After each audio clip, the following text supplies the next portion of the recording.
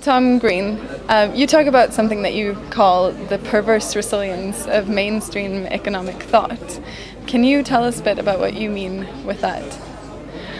Sure. Okay, yeah, it's perhaps a little bit of a provocative title, but what I've been very interested in is if you look at the ecological crisis that's upon us and all the signs that we are getting close to or exceeding some planetary boundaries, and that we have indicators of environmental decline of various kinds.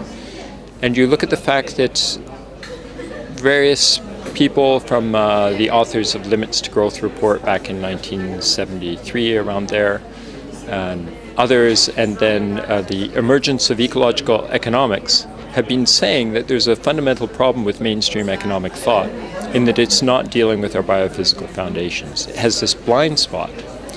And so despite this growing mountain of evidence that there are this environment-economy connections, and it makes sense that there would be because everything we do in the economy ultimately has biophysical foundations. Despite all this, and despite this growing body of ecological economics literature, mainstream economics just tends to not really deal with that. So I've been trying to understand, why is it this body of thought is so unwilling to engage with this critique, and what keeps it stable in this pathway where, various theorizing is going on and various research is going on, but those fundamental issues are not being tackled with. So that's the sense in which I mean it's perversely resilient. Since, the other aspect to that perverse resilience, it's only perverse because we then draw on those economic ideas for our economic policies, and if those economic policies are not cognizant of biophysical implications, they can suggest that we take actions which are detrimental to humanity's long-term interest, and are going to make life more difficult, whether it be through sea level rise, changing temperatures, loss in crop yields, all those kind of things. And so what have you found? Why are we stuck in this perverse resilience? So I looked at 10 different explanations that are found in the literature, and what I find is there's a little bit of truth to each of them. And so it's a complex package of things that tends to stabilize mainstream economics into not dealing with these issues.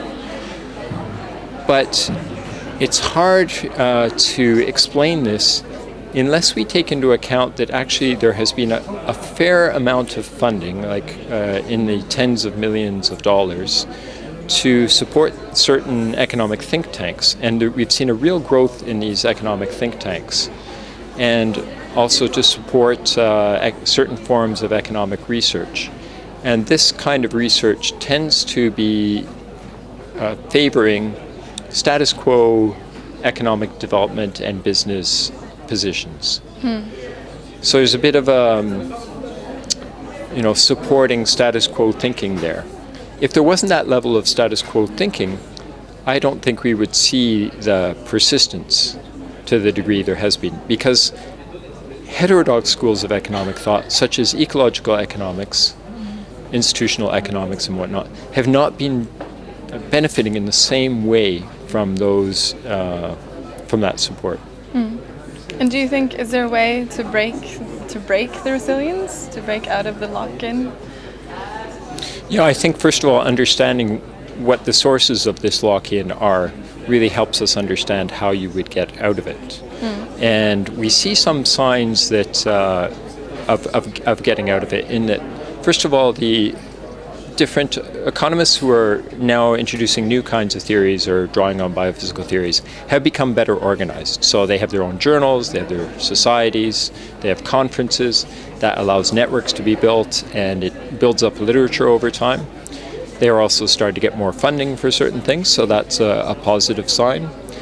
But there's still a lot of things that tend to stabilize it. There is a certain amount of path dependency. The top 10 economics journals, they tend to only cite from each other.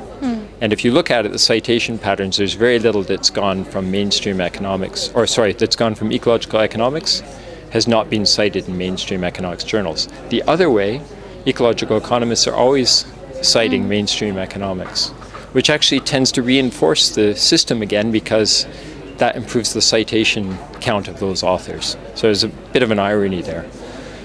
So it's I guess one of the things that helps, unfortunately, to stabilize this is crisis, such as the 2008 financial crisis. And we just saw a few days ago, actually, there was a new international student group asking for changes in the kind of economic theory that they're taught. So that suggests that, we are starting to see some signs that this might be breaking up and will go into a new domain where there's more diversity of economic thought, and I think that would be very healthy for us as a society.